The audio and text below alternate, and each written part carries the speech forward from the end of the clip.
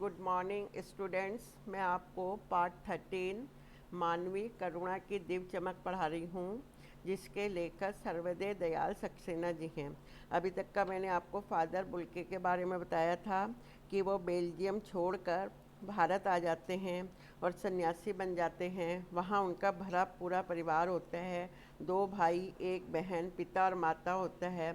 उनका लगाव अपने केवल माता के साथ ही होता है। आगे हैं, उनकी मन में तीव्र इच्छा आने थी। वो कह रहे हैं भारत में आने की मेरी मन में बहुत इच्छा थी, इसलिए मैं मेरा भारत आया है। इसीलिए यह मैंने शर्त मान ली।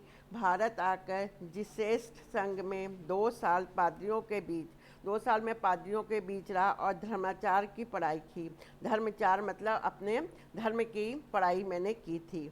फिर 9-10 साल दार्जिलिंग में पढ़ाई करने के उपरांत 9-10 साल तक का मैंने दार्जिलिंग में पढ़ाई करने के बाद उपरांत मतलब बाद कोलकाता में बीए किया।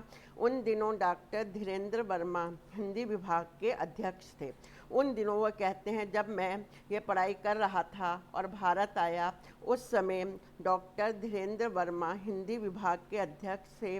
शोध प्रबंध प्रयाग विश्वविद्यालय के हिंदी विभाग में रहकर 1950 में राम कथा उत्पत्ति और विकास पूरा करने के बाद परिमल में उनके साथ मैंने अध्ययन किया और माता स्लिंग के प्रसिद्ध नाटक ब्लू बर्ड का अनुवाद भी वहीं पर नील पंछी के नाम से किया। वो कहते हैं एक नाटक था जो ब्लू बर्ड था और उसका अनुवाद मैंने हिंदी में नील पंछी के नाम से किया।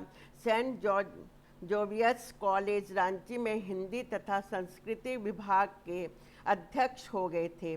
प्रसिद्ध अंग्रेजी हिंदी कोश तैयार करने के बाद बाइबिल का अनुवाद करने के उपरांत मैं बीमार हो गया तथा पटना आ गया। यहाँ पे अंग्रेजी हिंदी कोश कहते हैं डिक्शनरी का, उन्होंने अंग्रेजी का हिंदी में अनुवाद किया था और बाइबिल का अनुवाद करने के बाद वो कह रहे मैं यहाँ आकर भारत आकर मैं इस समय बीमार हो गया था तथा पटना आया। दिल्ली आए 47 साल के देश में रहकर 73 साल की ज़िंदगी गुजारने के बाद सब कुछ छोड़कर मौत की गोद में सो गया। उनकी मौत हो गई थी।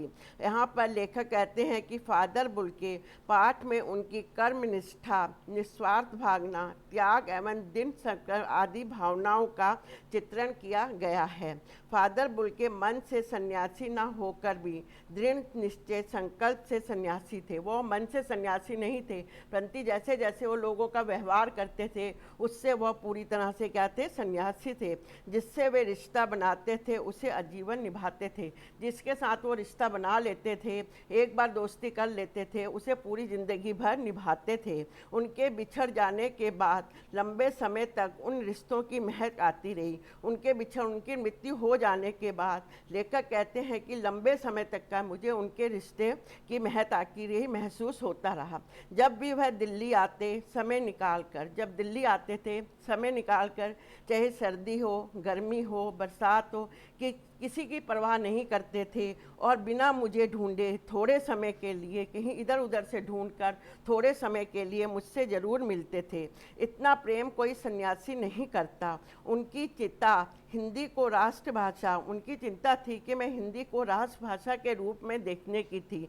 हिंदी की उपेक्षा देखकर लोग हिंदी की उस समय भारत में उपेक्षा कर रहे थे और हिंदी को राष्ट्रभाषा के रूप में नहीं मान रहे थे। उन्हें इस बात का दुख था। इसके पक्ष में उन्होंने तर्क दिए और घर परिवार व्यक्तिगत दुख परेशानी के विषय में पूछते। वह मेरे घर में आ जाते थे और मेरे घर के बारे में, परिवार के बारे में, मेरे घर के व्यक्तियों के बारे में, उनके दुख परेशानी के बारे में पूछते थे और प्यार से 2 शब्द कहते थे जो उनके जीवन में नव जीवन का संचार कर देता था। प्यार से सबसे बोलते थे जिससे कि उन सबको बहुत अधिक खुशी होती थी। सब कुछ तो किसी तपस्वी की लंबी तपस्या के बाद ही उत्पन्न होता है। लेखक की पत्नी और पुत्र की मृत्यु हो जाने के बाद फादर ने उनसे यही कहा कि हर मौत जीवन को नई राह दिखाती है। जो मौत होती है, हर मौत जब उसके लेखक की पत्नी और पुत्र दोनों की मृत्यु होगी और लेखक अकेले रह गए तो फादर ने उनसे कहा कि हर मौत जीवन को नई राह दिखाती है, मृत्यु होने के बाद नया जीवन शुरू होता है। इन शब्दों में लेखक की अलौकिक शांति प्रतीत होती है। इसके मैं आपको क्वेश्चन आंसर बताती हूँ। पहला है, फादर बुल्के एक सन्यासी थे, परंतु पारंपरिक अर्थ में हम उन्हें सन्यासी क्यों नहीं कह सकते। फादर बुल्के भारतीय सन्यासी प्रवृत्ति के आधार पर खरे सन्यासी नहीं थे। लेखक के अनुसार वह केवल संकल्प के सन्यासी थे, मन से नहीं। उन्होंने सन्यासी प्रवृत्ति से अलग नई परंपराओं को स्थापित किया था। आत्मनिर्भर के उद्देश्य से कॉलेज में अध्ययन एवं अध्यापन करते थे, प्रियजनों के प्रति प्रेम रखते थे, सभी के घर समय समय पर आते जाते थे, संकट के समय सहानुभूति रख उन्हें तसल्ली देते थे। इस तरह उनकी छवि सन्यासियों की तरह नहीं थी। दूसरा क्वेश्चन, फादर बुल्के ने भारत में रहते हुए जो कार्य किए उनके बारे में लिखिए। फादर बुल्के ने 73 वर्ष की आयु के 47 वर्ष तक भारत में व्यतीत किए। प्रयाग विश्वविद्यालय के हिंदी विभाग में रहकर 1950 ईस्वी में शोध प्रबंधन ग्राम कथा उत्पत्ति और विकास पूरा किया। दूसरा, ब्लू बर्ड का नील पंछी के नाम से हिंदी रूपांतर किया।